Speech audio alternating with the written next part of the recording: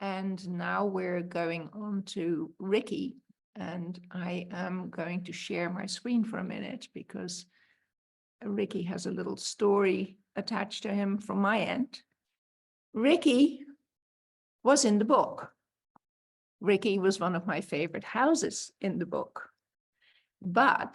And he had a whole chapter, which I'm about to show you. But Rizzoli and my dear editors there, who I love very much, felt that Ricky's house was a little too eccentric to be in the book, too colorful, and didn't quite fit the messaging of the branding of the book. So I had to take him out. And I was with Liedewij at the time, and she said, no, you gotta keep him in. You gotta stand strong. You have to stand up for yourself. You just tell them there's not going to be a book if I can't have Ricky. And of course, I wasn't strong enough to stand up to Rizzoli to that extent. And unfortunately, in the end, took Ricky's house out, which broke my heart. And I wrote a letter, an email to Charles Myers, the editor, and said, oh no, it's just so beautiful. And he said, it is beautiful. I really love it. And your next book can be full of houses just like Ricky's. So basically, Charles gave me my next book, only I've had a very hard time finding more houses like Ricky's. So I'm calling on you, there's 210 participants left, to send me houses that are like Ricky's so that I can do my next book. And Ricky's also going to help me because he says he knows a lot of people that are like him. I don't. To me, Ricky is unique. He lives across the river in New Jersey, and he bought this little basic ranch house in the late 80s and has made it into his own castle. He's very inspired by Mercer, if anyone who knows Mercer, who has a castle in Doylestown. And I'm going to show you the chapter that you all missed. That's not in the book, so I'm quickly going to take you through these pages. So this was the first chapter in the page in the book. This is his kitchen. Now you can see that he's a collector of everything. He must have about a dozen egg slicers right there. Most of us don't have one. How many colanders does he have? The wall is made out of saved up corks. This is more of his kitchen. And a beautiful spare bedroom there, the guest bedroom. This is an amazing collection of modernist little vases, and I won't go too deep into it because he's actually going to walk you through his castle with his camera. So you're going to be walking into these spaces with him in a minute. But I just wanted you to see what the book missed by having this wonderful magical mystery tour of a house in it that's just endless. The grounds are endless, and he's just, I don't know how he did it. Since 86 he's built this whole thing. Look at this bathroom. I mean, that's all mosaic he's done himself by hand. He casts all the metal himself. I mean, he's just extraordinary. There he is outside his home. I mean, this is in walls. These are just little glass jars that he picks up, little bottles, I think. These are yardsticks that they gave free at certain stores, like. And then here's a good collection of. Anyway, I can get lost in this. You need to hear it directly from him. So with no further ado, I'm going over to Ricky. I'm going to stop share and stop share. Okay, and there he is. Hey everyone. So the most logical way to describe my world is literally to walk you through it, but I was going to give you a little background information. So I grew up in a family of Italian artisans. So for many generations, we had carpenters and fine woodworkers, masons. We had seamstresses and amazing chefs and fun, kooky thinkers on both sides of my family. So I grew up in an amazing family where there was artisans and artists, and everyone knew how to do something. So I had an amazing foundation of art and craft, and I've taken it kind of to a bit of an extreme, I think. But let's see. It's a little chilly outside right now, but I'm going to try to show you a little bit about, okay, well here, let me just start it here first. So in 1988, I wandered up across a little bridge up a driveway and with my realtor, and this is what I saw. It was this dilapidated little hunting cabin, and I said to my realtor, "Oh, this is it.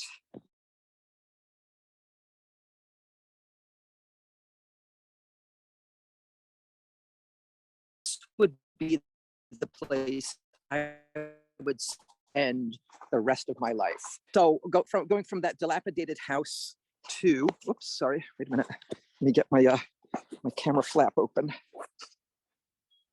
From there, I'll walk down. There's still a bit of snow here on the ground, but so there's the house. And so you can see the original little cabin is still sort of somewhat intact. And over the years, I've kept building and adding on. What I love to show is this little outhouse. And that was the original bathroom. And I loved it. But by my early 30s, oh, by the way, so I was 28 years old when I bought this house. And then my first addition was to commemorate the house with a new bathroom. So here is what I call it's the Western facade. Here you can see the original cabin. This is the kind of little bump out where I built the bathroom. And then everything else up there is all since 2005. So I'm going to give you a little tour.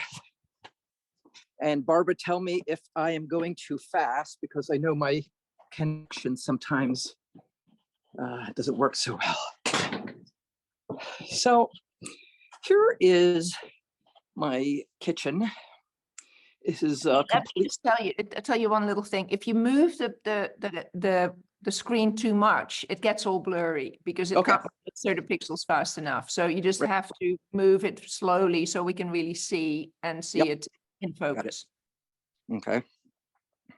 So the kitchen obviously didn't look like this. There was actually a ceiling here one time, which was the first thing I did. I ripped down the ceiling and opened it up to the eaves. And then that's where it started. So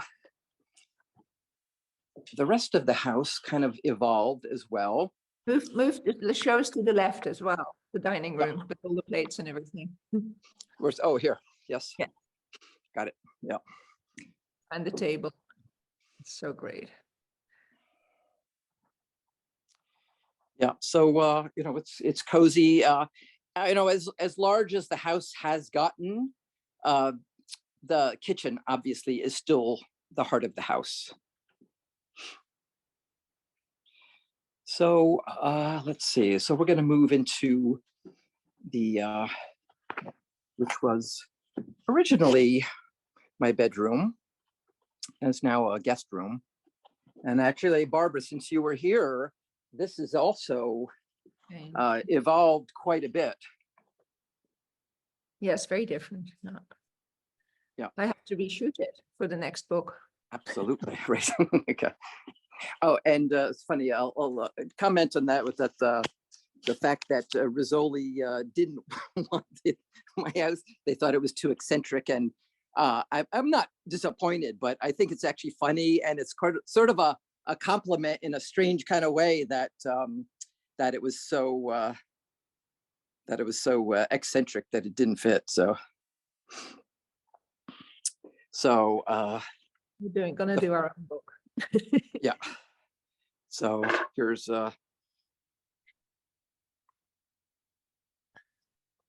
okay. So this is I would call this the Zen room. And so recycling is a huge part of my repertoire here. And so let's see. Here's the These are all recycled can lids on the ceiling. And as Barbara pointed out earlier, also corks on the walls. Yes, absolutely. Use your trash for a good purpose. Yardsticks. I think really it's amazing how you recycle everything, right? I mean, you use and recycle everything. Yeah, Nothing is nothing to you.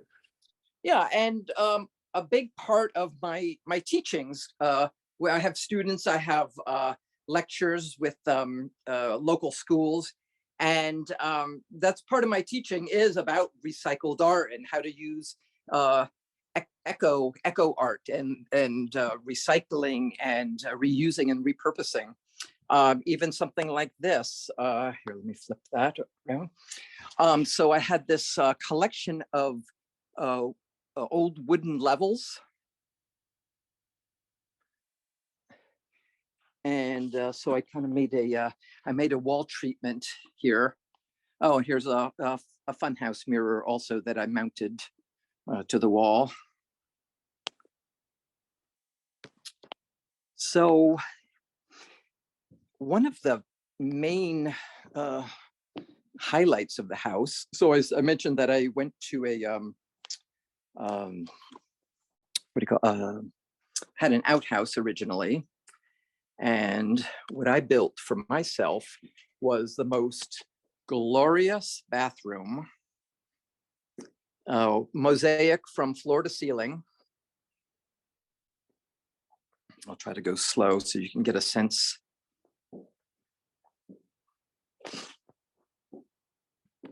You did all the leaded windows yourself, right? The glass led windows yourself. Yeah, this was the last part of this whole project. So I broke ground for this bathroom in 1994 and I finished in 1999. So it took me 5 years to build this bathroom.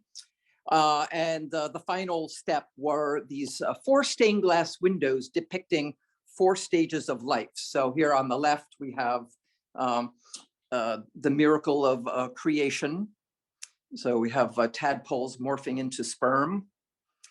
The second window represents the growth and the blooming of adolescence. And as we toil through our lives as bees in the hive, and then ultimately death.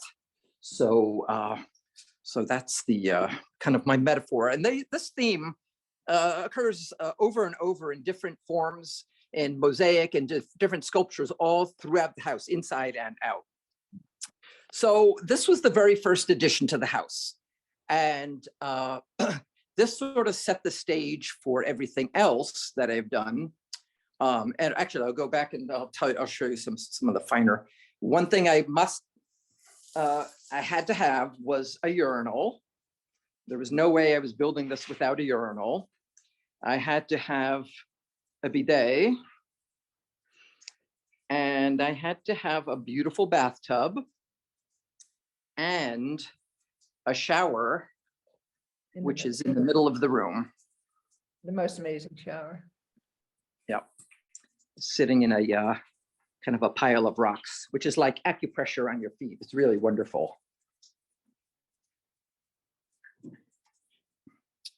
So then let's see. Okay, so in 2005, I broke ground for the next edition. I could have never imagined that I would still be working on this 20 years later. So, but it's about 3,500 square feet that I added on. I'm not sure what that is in metric, but it's big and it's very complicated. 350 square meters, yeah. So part of my my kind of sensibilities are obviously I'm an artist. I create jewelry and ceramic and sculptures, but I also see myself as a curator.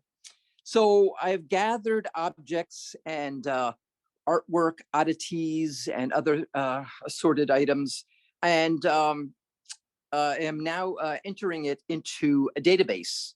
So I've gotten some museum software.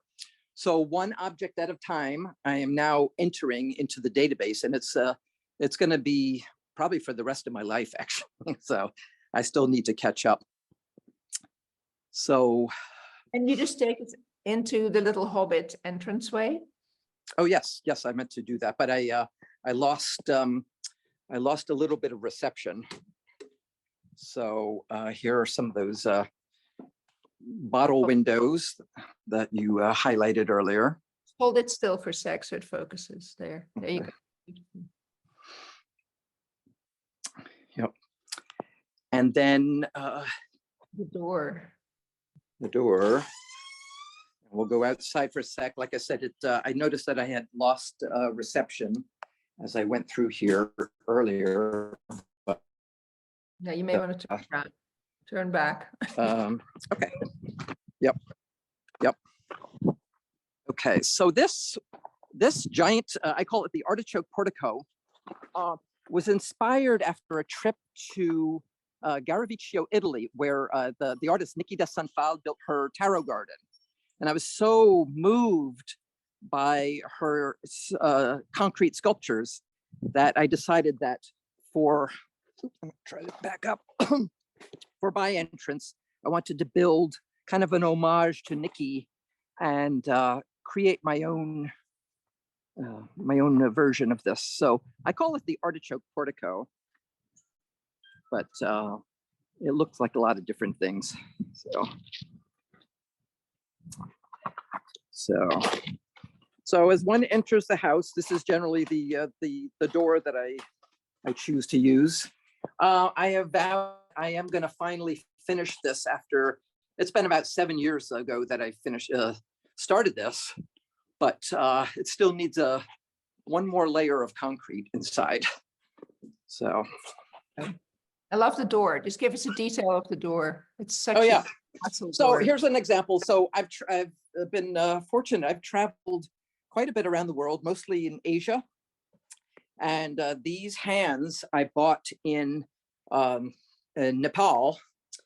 And then I mounted them on this piece of metal and mounted them to my door. So that's how one is greeted.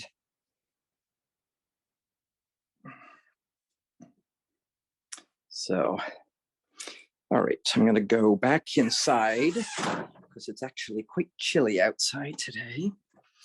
So now, let's see.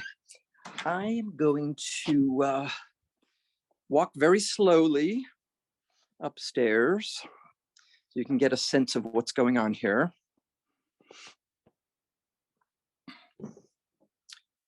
More yardsticks. Yardstick. Yeah, your yardsticks collection. Is Yeah, that so what inspired you to do the kind of wood inlay floor eventually, the yardsticks? They kind of happened about the same time, yeah. So this is all poplar, just poplar boards that I figured out how to cut them and then stain them and then put them back together. So it's basically like creating a wood mosaic. It's so beautiful. Yeah. Show them your little glass hole. Oh, absolutely. Yes, definitely. So when I saw this house for the very first time, I knew that this would be the place I would spend the rest of my life. And I built this little capsule right here in the floor. And this is actually my final resting spot. So my ashes will be in this little, I call it my crypt. And there I will be in perpetuity. So I will hopefully be haunting my own house too. So I want to explain something about, so people always want to know, I put so much work and money and energy into this house, and what do I intend for this? And I created a nonprofit foundation about 9 years ago. And this, eventually, this entire house, the contents will all go to the nonprofit and then operate it as a museum and a small art school. So at this point, even, I sponsor interns, college age interns. And the only requirement is that these students be intending to pursue a career in the arts. And that is my only criteria. Doesn't really matter what media they're focused on, but they have to be interested in pursuing a career in the arts. Now, I had some really amazing mentors in my life. So this is the way I feel like I can kind of give back. And so when I do finally check out. Just show us the fireplace quickly. Okay, sure. The whole room, slowly. It's such an amazing space. Yeah, it's a hard room even to show. There's so many different layers.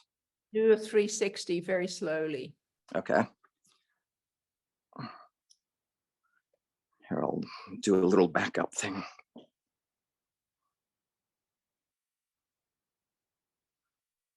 Oh, so I just saw the comment. Yes, I actually have a book that's in the works. This is my 35-year anniversary of Luna Parks. So I'll make some kind of a commemorative book for that as well. So I am a collector and curator. Just for example, here's one of my favorite objects.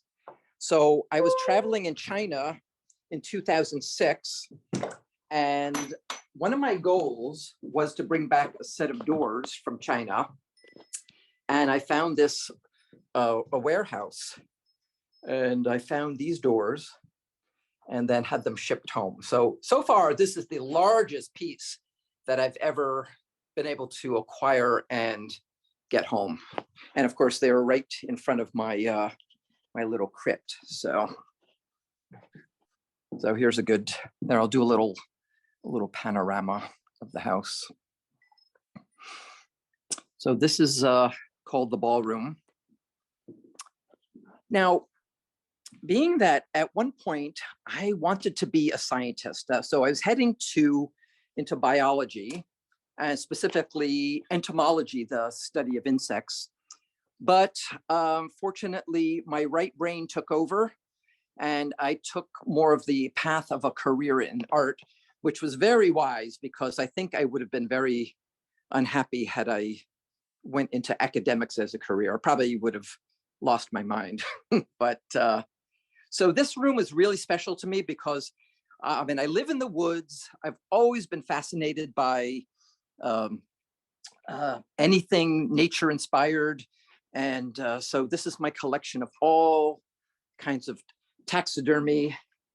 I know one of the other presenters was talking about acquiring dead things in the woods. So this black squirrel I found right on my street. It was dead, hit by a car. I immediately put it in my freezer and sent it to my friend in Mississippi. And she asked me, what did I want done with it? And I said, imagine a Degas ballerina. And that's what she did for me.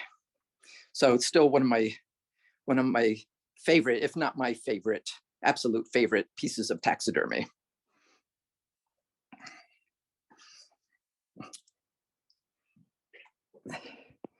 So what was that? The question someone asked about the name? Oh, the name of the person of the Bunny Lane Taxidermy is my friend in Mississippi on Instagram.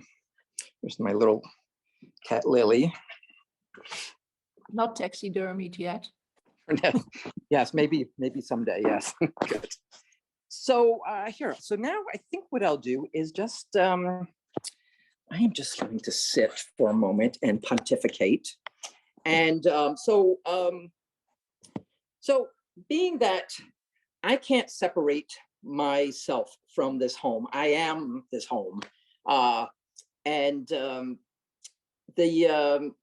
the philosophy I like to show and to illustrate to not just my students, but any of the visitors is that, you know, there is a way that you can live a creative life, you know, and some people may or may not be artists, but there is definitely a way everyone can achieve some sort of a creativity in life. I've been very fortunate. Like I said, I grew up in a family of artists and artisans, and literally I've been making art my entire life. I've never had a job, actually, since I had a job in high school, but otherwise, since I graduated college, went to the Rhode Island School of Design, and fortunately, I've never had a job, and I was able to support myself with my artwork since college. So so that's also the kind of the message I like to portray to my students, is that no matter what adversity you get from people saying, no, you can't make a career as an artist, you can. And I'd say I'm proof of that. I didn't have any money really to when I started here. Everything I made and created here was basically making a piece of jewelry or making a piece of pottery. And actually, I have a couple pieces. I'll show you my some of my. I make these funny ceramic pieces, and this is actually kind of my bread and butter now. The wolf in sheep's clothing. So really, I make things and I sell things, and all my money goes right back into this house. So I've created its own like ecosystem. And another thing that supports the house, I do open 2 or 3 days each month from like around May 1st all the way to the end of October. And so I will start visiting days. I post the days that are available, and then I have time slots where people can sign up. So allowing me to, first of all, allowing me to afford to live here is one, but it also, part of this project is really about the sharing. It's about sharing to visitors, sharing students, and kind of showing them my philosophy of art and creativity. And for me, there's no separation. My art and my life, my creativity is all one. It's my spirituality, it's my sexuality. It's all about creating and creativity.